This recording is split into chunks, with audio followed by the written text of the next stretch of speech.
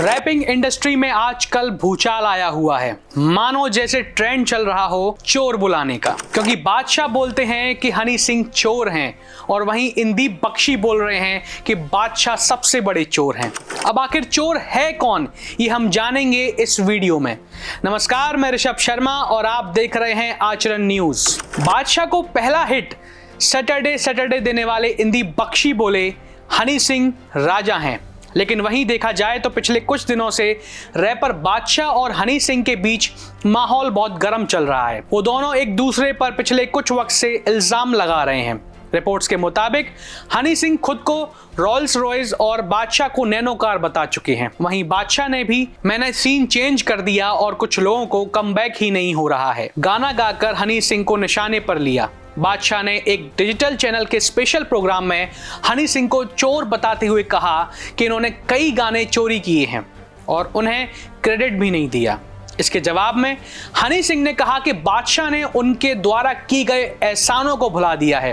दोनों के बीच की ये बहस अब सोशल मीडिया पर एक चर्चा का विषय बन गई है। इन्हीं इंटरव्यू के बाद सिंगर और रैपर इंदीप बख्शी की भी इस मामले में बड़ी एंट्री हो गई है और उनका एक इंटरव्यू सोशल मीडिया पर बहुत तेजी से वायरल हो रहा है, जिसमें वो बादशाह पर आरोप लगाते नजर आ रहे हैं कि सबसे बड़ा चोर बादशाह खुद है, जिन्होंने दूसरों के गाने को अपना गाना बताया और उन्हें गाया भी। लेकिन मुझे बाद में पता चला कि वो गाने उनके नहीं थे और हनी पाजी हम सबके लिए एक राजा समान है। आखिर दोनों के बीच दूरियां कब बढ़ी और आखिर ये विवाद है क्या? बादशाह ने एक पॉडकास्ट में इस बात का खुलासा किया। उन्होंने बताया कि शुरुआत में माफिया मुंडीर ग्रुप में सिर्फ वह और हनी सिंह थे। इतना ही नहीं, इस ग्रुप में रफ्तार, मिक्का, लिटिल गोलू जैसे मशहूर रैपर भी शामिल थे।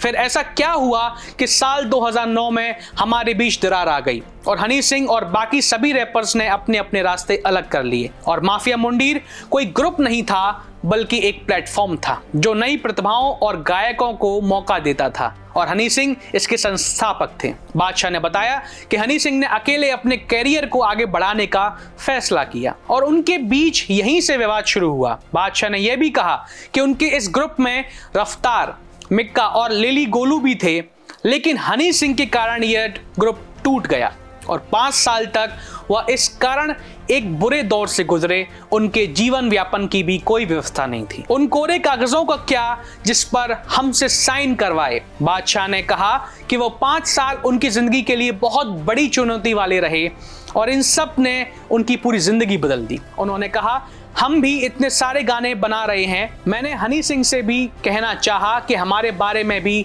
सोचें, हम सब कुछ छोड़कर यहाँ पर आए हैं। उन्होंने अपने अनुभव साझा करते हुए कहा, हमारी मेहनत का कोई मोल नहीं था और उन्हें बहुत ज्यादा सेल्फ सेंट्रिक नहीं होना चाहिए। एक तरफ आप हमें भाई कहते हैं लेकिन दूसरी तरफ आप हमारे स्ट्रगल को स्वीकार नहीं करते हैं। उसने हमसे कोरे कागजों पर साइन भी करवाए। उन कॉन्ट्रैक्ट्स के बारे में क्या हुआ वह एक बहुत बड़ी बात है और इसके बाद हम सभी लोग मुश्किल दौर से गुजरे। हाल ही में हुए देहरादून में ग्राफ फेस्ट 2024 में बादशाह ने हनी सिंह के साथ अपनी लड़ाई के खत्म करने का ऐलान किया। इस घोषणा में फैंस खुश हो गए और तालियां बजाने लगे। क्या ये सच में विवाद का अंत है या हनी सिंह इस पर कोई बड़ी प्रतिक्रिया देंगे? इस लड़ाई का अंत क्या होगा?